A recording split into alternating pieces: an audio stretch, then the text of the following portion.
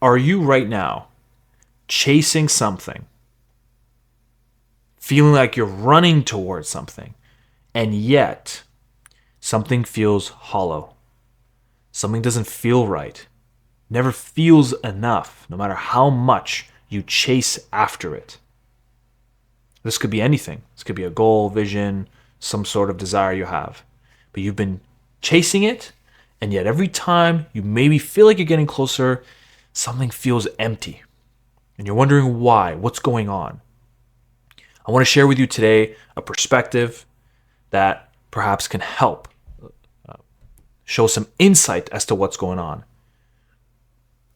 And before I do, if you're a new visitor to the channel, welcome. And if you are a returning viewer, welcome back. And if you also want to be a part of my community in a deeper way, click the button below. It'll send you over to my website where you can sign up to my monthly newsletter, and I will send you my 3-step identity rebuilding guide as my thank you for being a part of the community. The monthly newsletter talks about rebuilding purpose back into your life, rediscovering who you truly are, and moving towards an ego-soul integrated lifestyle. Oftentimes, when we are pursuing and chasing a vision, chasing a goal, and we feel that no matter how much we move towards it, it doesn't ever feel enough. Because from my experience, and from the clients that I work with, oftentimes we are running away from ourselves. We are externally feeling like we're trying to go after something to accumulate. But truly within, we are suppressing, denying, rejecting, disassociating. And we are as if trying to run away from that by moving forward. Sounds confusing, but if you reflect on it, it'll make sense. And that's because there are areas within us, our shadows, our memories, our traumas, that perhaps are too much to deal with, that we would rather stuff them down, disconnect, disassociate. But that comes at a cost. And the cost is you suppress the soul that brings you life, that makes things special, divine. And the ego is meant to be the expression of that soul.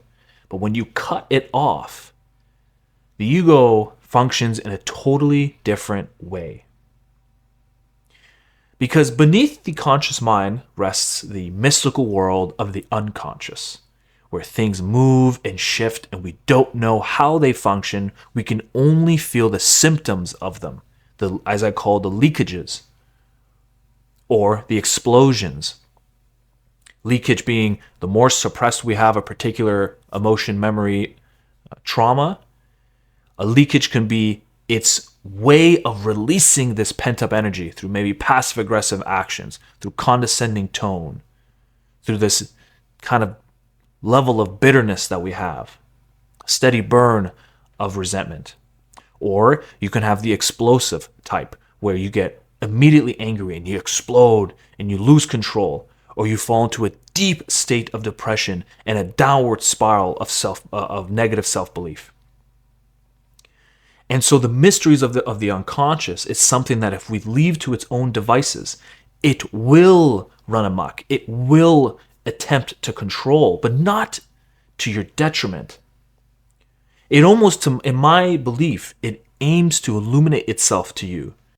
It's asking for help. It's asking for assistance.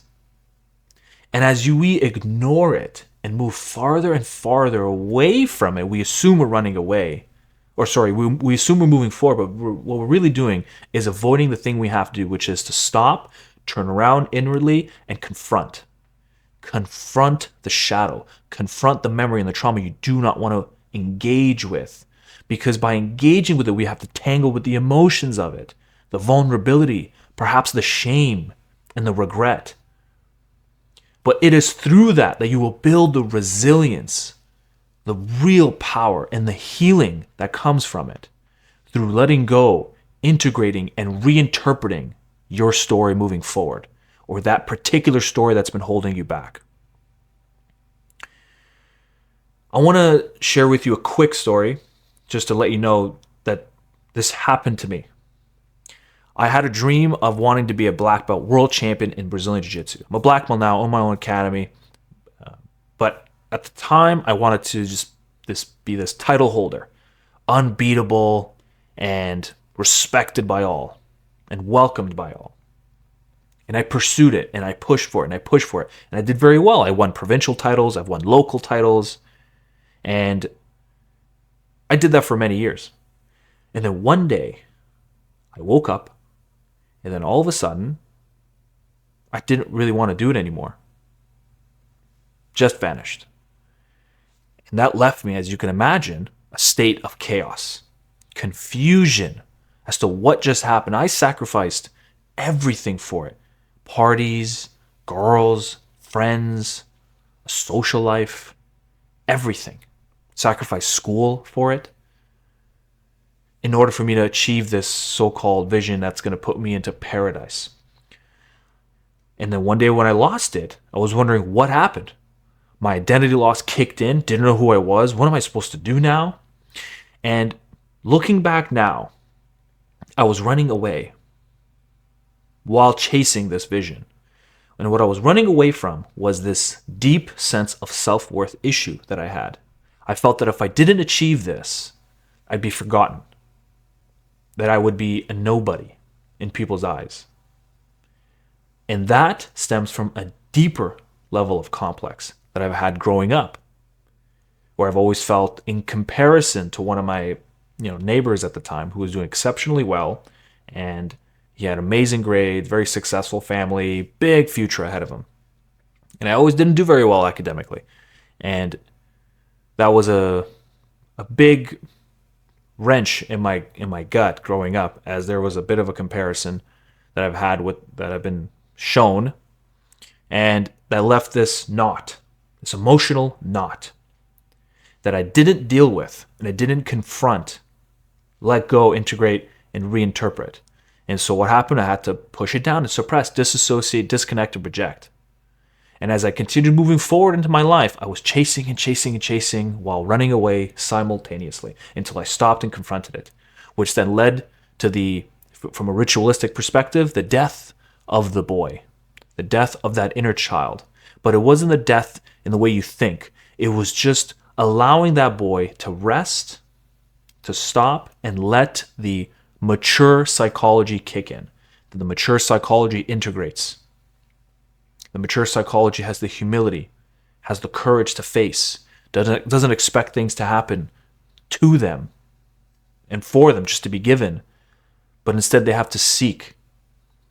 They have to show compassion and love, not only themselves, but their neighbors, not to find revenge, not to show that you're better, and have to confront all those demons. And it was a genuine ego death. It really was. But it allowed me to move forward into the next space of absolute freedom. This freedom that I feel within, that you can have. And so one other way you can do it is using my Rule of Three method. My Rule of Three method is deconstruction, blueprint, application. Deconstruction, break down the barriers. What are your thoughts, emotions, and feelings that you've been suppressing, pushing down, that you have to tackle?